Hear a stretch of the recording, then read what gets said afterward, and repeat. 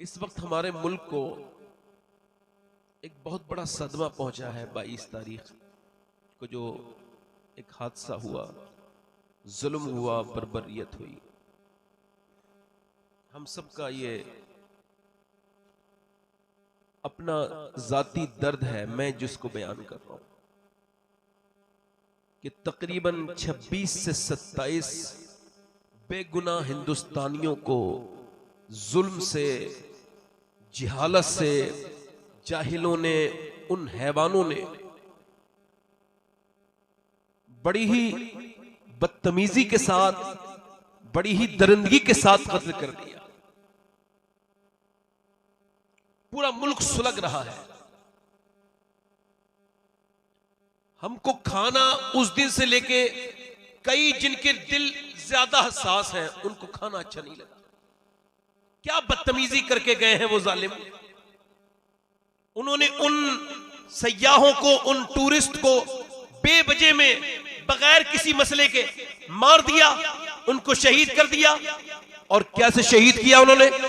उनको साथ पहले दरिंदगी की, इस हमारे मुल्क का माहौल खराब करने के लिए पहले उनसे उल्टे सीधे सवाल किए, फिर उनको शहीद कर दिया। अब मेरे कहने का मतलब यह है, दुनिया में यह बात फैल रही है, दुनिया इससे कोई किसी साइड में लेके जा रहा है, मगर कोई किसी साइड में लेके जा रहा है। मगर सुनो, एक सैयद आदिल हुसैन नाम का आदमी भी था जो शहीद हुआ है। उसको भी याद रखना चाहिए कि उसने जिस अपने टूरिस्ट को, जिस अपने मेहमान को, जिस अपने गेस्ट को अपने घोड़े पर बिठाला था, तो उसने कहा पहले मैं बनूंगा, बाद में आपकी तरफ गोली आएगी। और उसने कहा देखो तुम इनको क्यों मार रहे हो? कहा ये मुसलमान नहीं है। मुसलमान नहीं है तो क्या हुआ? है तो ये इंसान, और किसी इंसान का कत्ल करना ये अल्लाह का फरमान है, ये पूरी इंसानियत का कत्ल है। मगर उन जालिमों ने क्या किया? उसकी तरफ भी बंदूक तान दी, उसने उसकी बंदूक छीनी उन लोगों की। ये कोई छोटी मोटी बात नहीं है, इसको बयान करना भी आसान है और आप लोग सब समझदार बैठो, इसको सुन लेना भी आसान है। मगर जो अकेला अपने घर में कमाने वाला हो, जिसके छोटे छोटे बच्चे हो, वो भाग सकता था, मगर उसने दुनिया को यह दिखा दिया कि मैं हुसैन नहीं हूं, मैं गुलाम हुसैन हूं।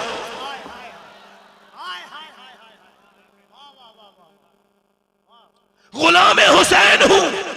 जब उसने उसकी बंदूकों को छीना, उन्होंने उसको भी शहीद कर दिया।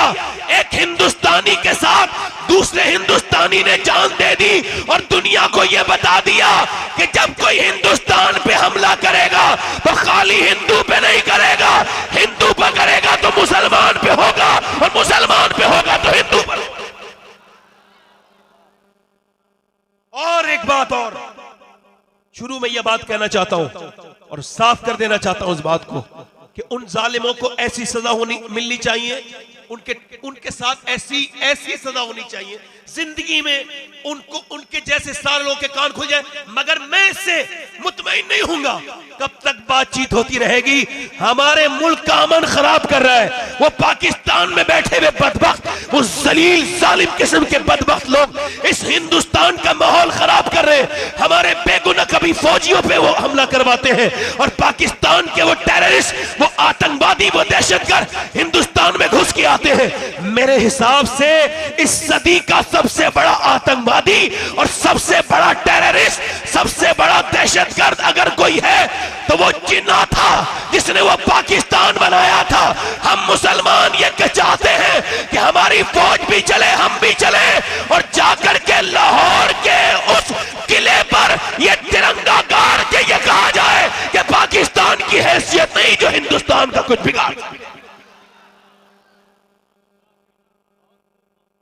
ये बात आपसे इस वजह से कर रहा हूं, बड़ी मादरत के साथ, कि आप अपने मुल्क के साथ मोहब्बत करें। हमेशा हम अलहम्दुलिल्लाह मोहब्बत करते हैं, हमारा ये मुल्क है, मुल्क की वफादारी जरूरी है, लाजिम है। किसी भड़काने वाले के साथ न जाइए। इस मुल्क का कानून आपको यहां पे रहने की भी इजाजत देता है। हमारे बुजुर्ग रहते चले आए। अब मैं अपनी बात आपसे शुरू कर रहा हूं। आप लोगों को मेरी बात से कोई तकलीफ तो नहीं हुई? दोनों हाथ उठा के बोलो जरा, लब्बैक या रसूल अल्लाह। अच्छा, ये पाकिस्तानियों के दिमाग आपको पता पहले से खराब है। मैं आपको सही बता रहा हूं, मैं ऐसी तकलीफ करता हूं, आज कर रहा हूं। पागल है ये लोग। उनको हमारे मुल्क की फिक्र है। और पूरी दुनिया में एक रिसर्च के मुताबिक सबसे ज्यादा भिखारी पाकिस्तान में। मदीने में भीख मांगे, मक्के में भीख मांगे, हमने अपनी आंखों से देखा। और पाकिस्तानी पकड़ पकड़ कह रहे, अरे यहां तो भीख मत मांगो, हमारी बदनामी होगी। कब तक छुपाओगे तुम, हो ही भीख मंगे। पूरी दुनिया का सबसे बड़ा भीख मंगा मुल्क ये पाकिस्तान, सबसे ज्यादा जाहिलों का मुल्क, एक राफजी को वली बताने वाले मौलवियों का मुल्क, मिस्टर अली जिन्ना जैसे बदबख्त के पीछे। हम अल्हम्दुलिल्लाह हिंदुस्तानी है और हमारे बुजुर्ग अक्लमंद थे, उनको पता था इस मुल्क में हमारा मुस्तकबिल है, इसी वजह से यहां पर रुके। और मैं कहता हूं पाकिस्तानी आज भी इस बात को देख ले और इस पे आंखों से पूरी दुनिया देख ले कि जब पाकिस्तान में कोई नमाज पढ़ता है, बम से उड़ा दी पूरी मस्जिद, खत्म हो गए नमाजी, आदमी कांपता है नमाज पढ़ने जाऊं या ना जाऊं। कभी लाहौर में हमले, कभी इस्लामाबाद में नमाजियों पे हमले, मगर जब हम ईद और बकरा ईद पे नमाज पढ़ते हैं तो नमाज हम पढ़ते हैं, हमारी हिफाजत गैर मुस्लिम हमारे भाई करते हैं और दुनिया को बताते हैं हिंदुस्तान में राजा की नहीं अजमेर के ख्वाजा की हुकूमत है। लब्बैक या रसूल अल्लाह। जिसको जो चाहे राहों में कांटे बिछाए, मगर हमें तो हमारा मजहब कहता है फूल बिछाओ, माफ करो। अल्लाह ताला पसंद करता है माफ करने वालों को। आप किसी भी ऐसे इंसान की बातों में कभी ना आए, आप आराम से अपनी जिंदगी जिए। ये मुल्क हमारा है अल्हम्दुलिल्लाह। अपनी ये बताइए आप कि ये जो मुसलमानों के हालात हैं, जिस तरह के हमारी जिंदगियां जिस तरह जा रही हैं, हुजूर की इसमें सुन्नत क्या है? अल्लाह के रसूल फरमाते हैं जैसे जैसे इंसान बूढ़ा होता रहता है उसकी दो चीजें जवान होती हैं, एक तो पैसा कमाने की भूख, दूसरा जिंदा रहने की हविस। वो मौत को भूल जाता है। और ये हो सकता है मेरी जिंदगी की आखिरी तकरीर हो मेरे भाइयों, हो सकता है ये मेरी जिंदगी की आखिरी तकरीर हो। मैं कर रहा हूं, इस वजह से सफर में रहता हूं, क्या पता कब किसकी मौत आ जाए। लड़का बाइक चला रहा है, अभी 22-23 साल का है, बुलेट चला रहा है, अचानक बाल उसके बिखरे हुए हैं, कानों में उसके लीड लगी है और बड़ी शान वान के साथ जा रहा है। न जाने क्या हुआ है, अचानक हाथ कांपे हैं, बाइक रोकी है और वो इतना भी वक्त नहीं मिला, इतना भी वक्त नहीं मिला कि उसको कोई अस्पताल ले जाता। उसी बुलेट पे बैठे बैठे लोगों ने पकड़ लिया, गिर गया, इंतकाल हो गया। अल्लाह के रसूल फरमाते हैं जब बेहयाई बढ़ेगी तो अचानक जवान मौतें होना शुरू हो जाएंगी। अल्लाह साहब, बेटा बेटा बैठ जाओ, बैठ जाओ, तुम सारे मुझे इंसान के बच्चे लग रहे हो, बैठ जाओ बेटे। इधर देखें आप, ये लोग सिर्फ जलसा देखने के लिए आते हैं और आप माशाल्लाह सुनने आए है ना। वैसे भी ये जिस डिपार्टमेंट के हैं वो अलग ही डिपार्टमेंट है। हाँ मैंने समझ लिया, जरा जोर से बोले सुभान अल्लाह। हाँ वो तालीम बहुत बड़ा फितना है जो अल्लाह से डरना इंसान का खत्म कर दे। अब आपको डरने की क्या जरूरत है भाई, आपको क्या जरूरत है डरने की? हालांकि अल्लाह फरमाता है ऐ ईमान वालो अल्लाह से ऐसे डरो जैसे डरने का हक है, जैसे डरने का हक है। या अय्युहल्लज़ीना आमनु तक़ुल्लाह हक़्क़ तुक़ातिही, यानी ऐसे डरो जैसे डरने का हक है। सहाबा इकराम ने जब ये आयत सुनी है सारे रोने लगे, इतना रोए, हदीस में आता है, बुखारी शरीफ की हदीस है, इतना रोए कि उनकी पेशानियां सजदा करते करते जख्मी जैसी हो गई, उनकी आंखें रोते रोते सूज गई। हम कैसे इतना डर सकते हैं जितना डरने का हक है? मतलब उससे डरने का हक यह है कि जब आप गुनाह की तरफ बढ़े तो अपना हाथ पीछे खींच ले कि अल्लाह देख रहा है। जब आप किसी बुरे काम की तरफ बढ़े तो अपना हाथ पीछे रोक दे। किसी आपकी आंख गलत जगह उठे तो आप सोच ले कि अल्लाह देख रहा है। कभी गलत तोलते वक्त सोचे, कभी अपने रब के सामने खड़े होते वक्त ये सोचे कि नमाज के वक्त में अल्लाह आपको देख रहा है। अब सहाबा कह रहे हक कैसे अदा होगा? उसके डरने का हक तो नहीं अदा होगा। अल्लाह ने फरमाया जिब्राइल को भेजा, ऐ महबूब आप अपने गुलामों से कह दे जितना वो डर सकते हो उतना डरे, अल्लाह उनके इस डरने से ही इसका हक अदा कर दे। इतना डरे, कितना डरे? इतना डरे।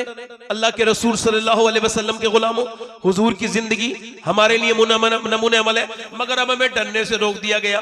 पीर साहब आए, हाथ में हाथ दिया, तुम्हें कोई डरने की जरूरत नहीं है, तुम मेरे मुरीद हो गए, अब तुम्हें जन्नत में लेके जाऊंगा। यानी इसका मतलब यह है कि पीर साहब ने जन्नत बांटना शुरू कर दी।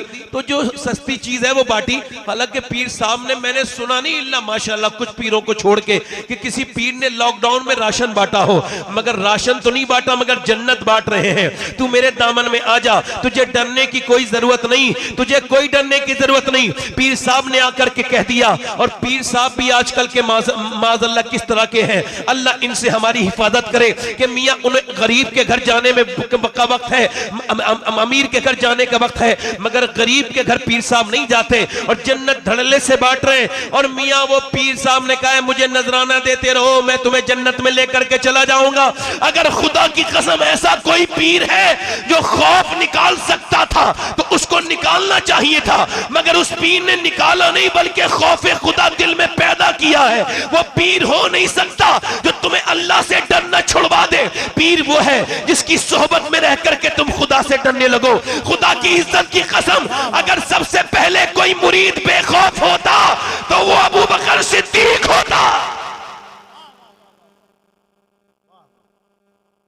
मगर अबू बकर सिद्दीक एक चिड़िया को देखते हैं और कहते हैं ये चिड़िया कितनी आसानी से इस डाल पे से उस डाल पे जाती है। फंसा तो अबू बकर है। अल्लाह अकबर। कभी कभी फरमाते हैं, काश अबू बकर की माँ उसे न जनती, काश अबू बकर की माँ उसे न जनती। हजरत उमर फारूक आजम की शान क्या है, मगर कैसे डरते हैं मियाँ, वो कैसे डरते हैं कि जब किसी आयत को सुन लेते हैं तो हजरत उमर फारूक आजम ने एक मर्तबा असर की नमाज उनसे कज़ा हो गई, इसके बदले में उन्होंने 2 लाख दिरहम अल्लाह की राह में खर्च कर दिए और सदका दिए। वो इतना डरते हैं उमर फारूक आजम। मियां कौन उमर? मेरे नबी ने फरमाया, अगर मेरे बाद कोई नबी होता तो मेरा उमर होता, अगर मेरे बाद कोई नबी होता तो उमर होता। कौन उमर? मैं उस उमर की बात कर रहा हूं। आज आपको डर नहीं लगता खौफे खुदा से? क्यों नहीं डर लगता? इस वजह से कि दिलों में दुनिया बैठ गई, दुनिया, और दुनिया के हम गुलाम बन गए। मगर ये दुनिया को मेरे भाइयों अपने दिलों से निकालो। ये दुनिया आपको भी बर्बाद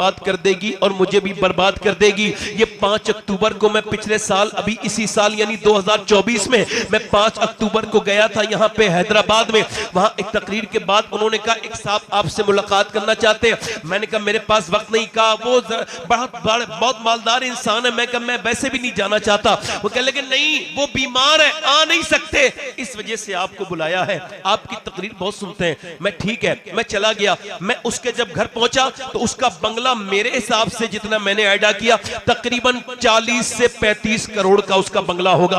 अंदर गया, मर्सिडीज खड़ी है, BMW खड़ी है, बेहतरीन गाड़ियां खड़ी है। मैं आगे गया हूं, अंदर जाके उसको सलाम किया, उसने जवाब दिया, फिर मैंने हाथ मिलाना चाहे, वो पीछे हट गया। मैंने कहा भाई क्या हुआ? तो मौलाना बोले इनकी तबीयत खराब है, यहाँ पे कॉटन लगा हुआ था। मैंने कहा क्या हुआ? वो कहने लगे मैं गुटखा खाता था, तकरीबन 25-26 साल मैंने सैयद साहब गुटखा खाया, और एक बार रमजान में मेरी जीभ में कोई दाना निकला, इग्नोर करता रहा, दर्द ज्यादा बढ़ा तो डॉक्टर को दिखाया, उसने बायोप्सी के लिए भेजा और फिर इलाज चेकअप कराने के बाद उसने जब रिपोर्ट बना के दी है, कहते वो रिपोर्ट क्या आई है कि जो नोटों की गड्डियां गिनते वक्त मुझे सुकून होता था, वो नोट की गड्डियां अब मेरे सामने कागज के ढेर बन गए। उसमें रिपोर्ट में लिखा था कि तुम 2-2.5 महीने तक दुनिया में हो, उसके बाद इस दुनिया से रुखसत हो जाओगे, तुम्हें कैंसर है और आखिरी स्टेज है। कहते गाड़ियां जो मेरा शौक था, वो गाड़ियों के स्टीयरिंग पे बैठते हुए मैं रोता हूं। वो गाड़ियां मेरे लिए अब कबाड़े में खड़ी हुई किसी बेकार सी गाड़ी से कुछ कम नहीं। मेरा दिल उन गाड़ियों से लगता नहीं। अल्लाह अकबर। मैं अपने बच्चों को देखता हूं तो मुझे वो यतीम नजर आते हैं, अपने रब के सामने रोता हूं। मैं कहता हूं मेरे भाइयों, मेरे दोस्तों, इधर देखो, एक डॉक्टर की रिपोर्ट इंसान का सारा घमंड, सारा गुरूर खत्म कर देती है। अल्लाह फरमाता है अलहाकुमुत तकासुर हत्ता ज़ुरतुमुल मकाबिर कल्ला सौफ़ा तअलमून सुम्मा कल्ला सौफ़ा तअलमून। तुम्हें गाफिल रखा माल की ज्यादा तलबीने। अल्लाह के रसूल फरमाते अगर आदम की औलाद को एक जंगल भर के अल्लाह सोना दे दे तो उस जंगल को एक दिन में ठिकाने लगा के दूसरे जंगल को जाकर के तलाश करेगा। इसकी हविस सिवाय कब्र की मिट्टी की दूसरी कोई चीज भर नहीं सकती। अल्लाह फरमाता है तुम्हें गाफिल रखा माल की ज्यादा तलबी ने, यहां तक कि तुमने कब्रों के मुंह देख लिए। मोहम्मद अली फैजी साहब आ रहे हैं।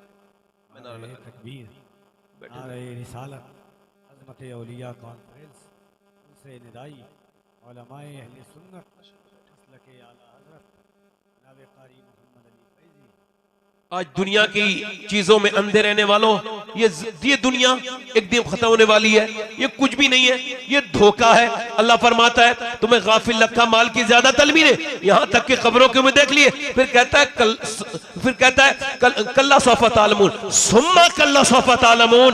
पहले उसने ये कहा कि तुम हाँ जान जाओगे, फिर हाँ जान जाओगे, यानी सुम्मा कहा। मौला अली से पूछा गया, ये 2 बार एक ही बात को रब ने कहा और दूसरी मर्तबा फिर सुम्मा इस्तेमाल किया, इसका मतलब क्या है? फरमाया जो दुनियादार हैं वो कब्र में पहली बार इसका बदला देखेंगे और दूसरा हश्र में इसका बदला देखेंगे, यानी कब्र में भी उनको बड़ी परेशानी होगी, बड़ी अजियत होगी। वो कहता है सैयद साहब मुझे ये दौलत किसी काम की नहीं, ये दुनिया किसी काम की नहीं, ये दुनिया ने दूर कर दिया, रिश्तेदारों से दूर कर दिया, हमारे अजीज से दूर कर दिया, पैसा आया रिश्तेदारी से दूर हो गए, हम दुनिया बन गए, दुनिया में रह गए। मेरे भाइयों ये दुनिया बड़ा जलील कर देती है इंसान को। वो कहता है सैयद साहब मैंने पहले भी नमाज पढ़ी थी, मगर अब जब सजदे में सर रखता हूं तो मेरे आंसू बहुत तेजी के साथ आते हैं। रब के सामने अर्ज करता हूं मेरे मालिक, मेरे करीम, मेरे रहीम, मेरे बेपनाह ताकतों वाले परवरदिगार,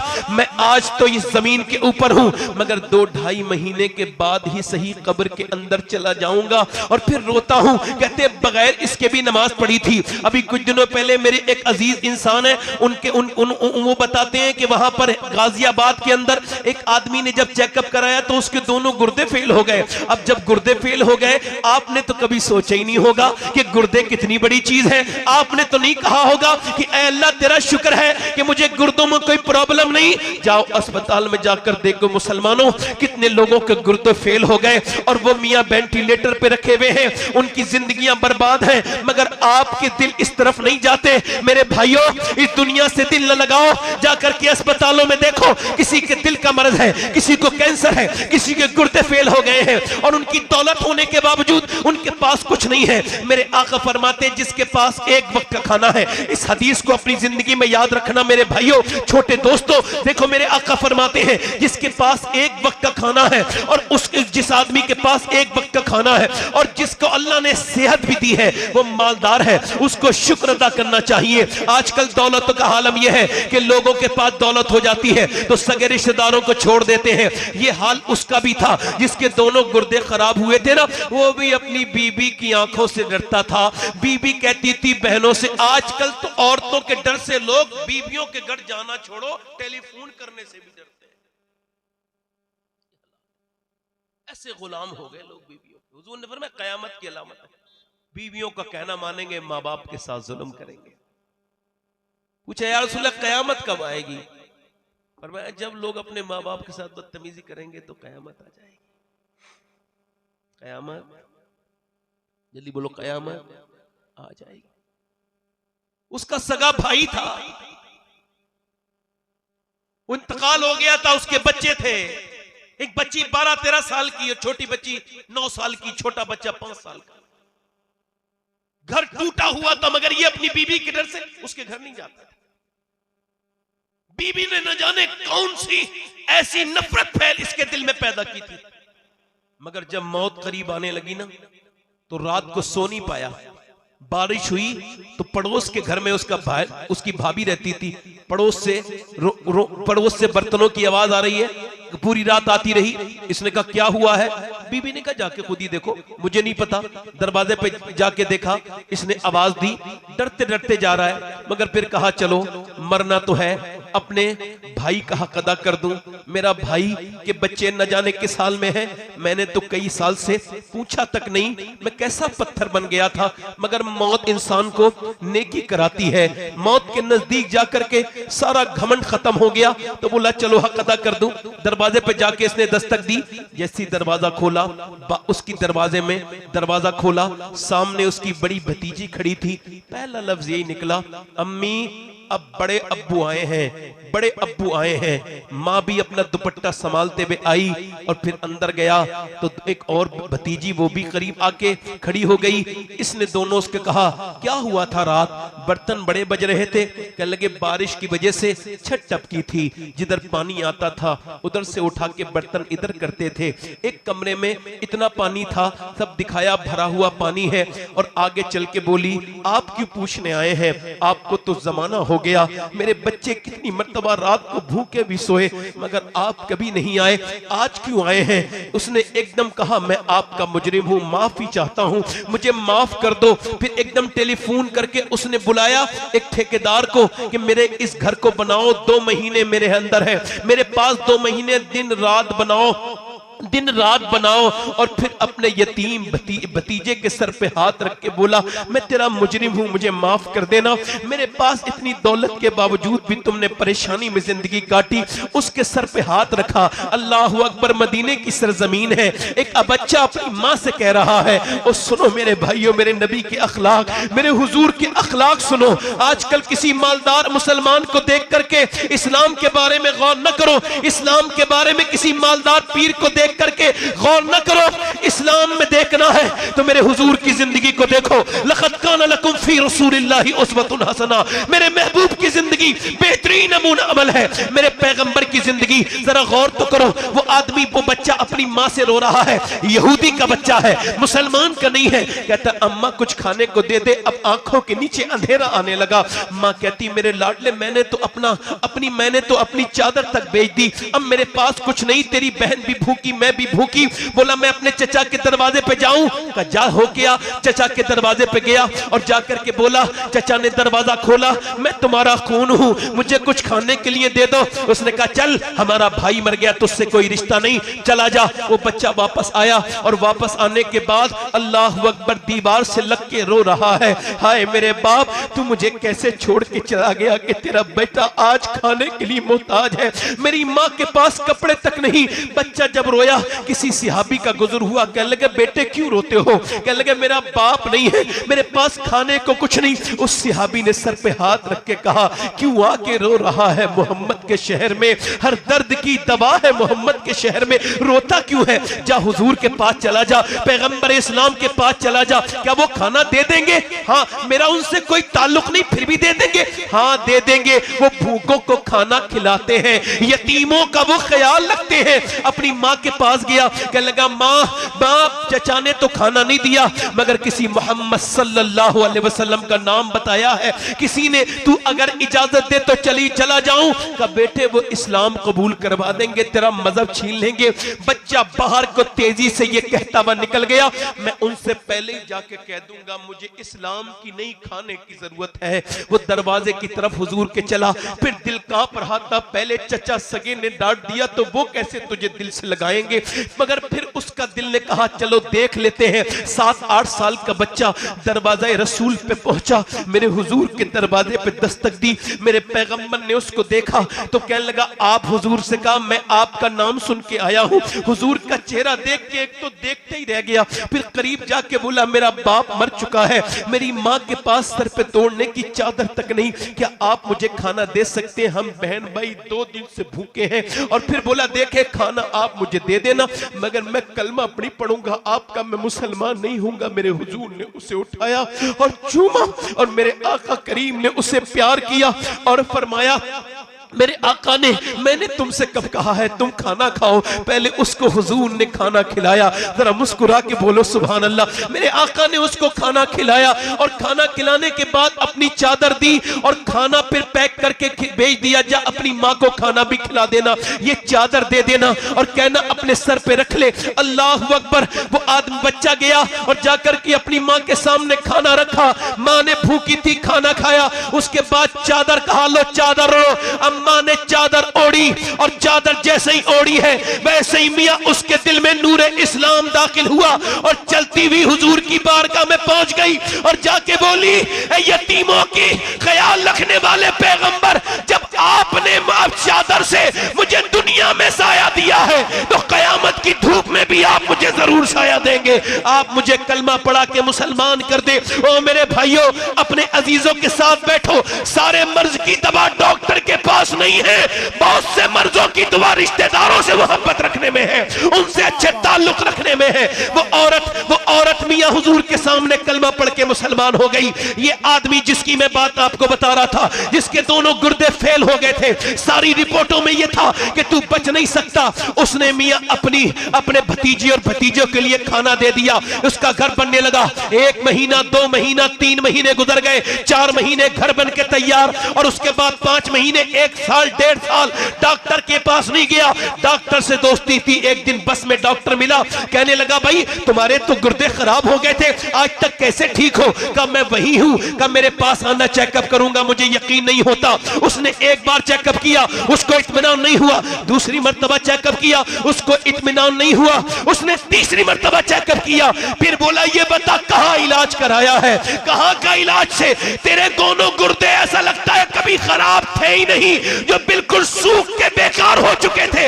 इन गुर्दों का ठीक होना बिल्कुल मुमकिन नहीं था, तेरा तुझे मरना था, बता ये कैसे ठीक हुए? वो कहने लगा खुदा की कसम खा के कहता हूं मैंने एक गोली भी नहीं खाई है। कहा फिर? कहा जब मेरे भतीजों ने मुझसे पूछा, भतीजी ने, तुम इतने मेहरबान क्यों हो रहे हो ताया, कभी पहले तो नहीं आए, कभी तो हमारा ख्याल नहीं पूछा। तो मैं कहने लगा बेटी मेरे गुर्दे खराब है, मैं मरने वाला हूं, इस वजह से अल्लाह से डर लगा है तो तुम्हारी खिदमत के लिए आया हूं। तो मेरी भतीजे ने मुसल्ला बिछा के रोना शुरू किया, ए अल्लाह मेरे ताया मुझ पे मेहरबान हुए हैं, तो तू भी मेरे ताया पर मेहरबान हो जा, तू भी मेरे ताया पर मेहरबान हो जा। कहते ये किसी दवाओं का असर नहीं है, मेरे यतीम भतीजी और भतीजों का।